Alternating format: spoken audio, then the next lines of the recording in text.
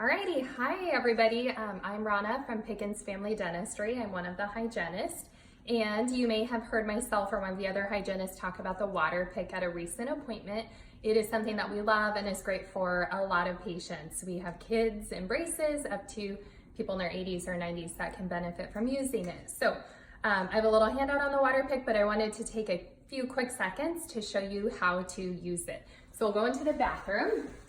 I brought my Waterpik from home. If you order online, there are different colors that you can get. Amazon, waterpik.com, there are a lot of options. So first things first, of course, having it plugged in. This is a full-size model. You remove the water reservoir. I always like warm water, especially if you have any cold sensitive areas. You do want to fill it up. For my demonstration, I'm just going to do a little bit of water.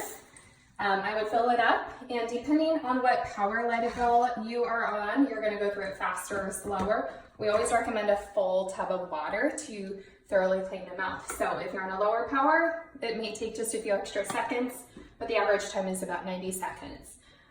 You turn it on here. You have a floss, massage, and your power.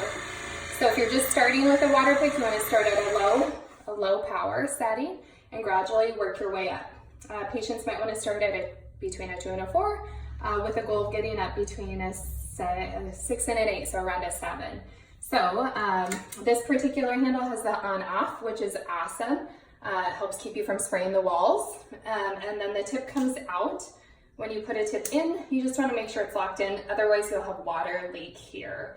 There are different tips that come with the Waterpik. We generally like the classic tip, but we may have special instructions. Ask at your next appointment. There are different tips here. Classic tip is what I'm using. I'm going to use the floss mode. You can try and see if you like the massage. It's personal preference. For me, I like the floss.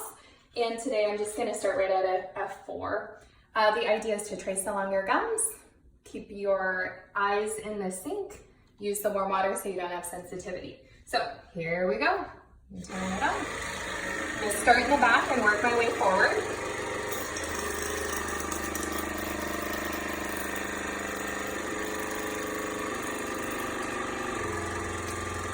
So I'll show you one more time, but you want to start in the back, work your way forward.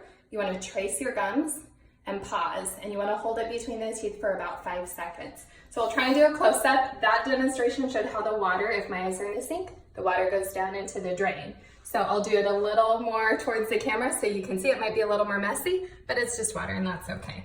So I'm off and turn it on, and then when it's in my mouth, we'll go in. So we're gonna trace. Oh, get it on. Sorry, Susan.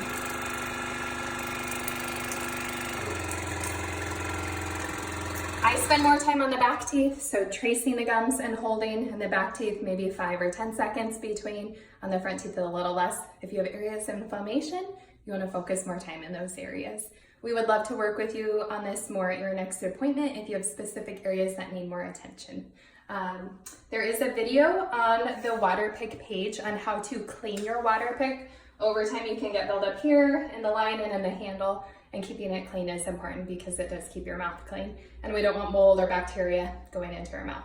So if you have any other questions, feel free to talk to your hygienist at your next appointment, and we look forward to seeing you.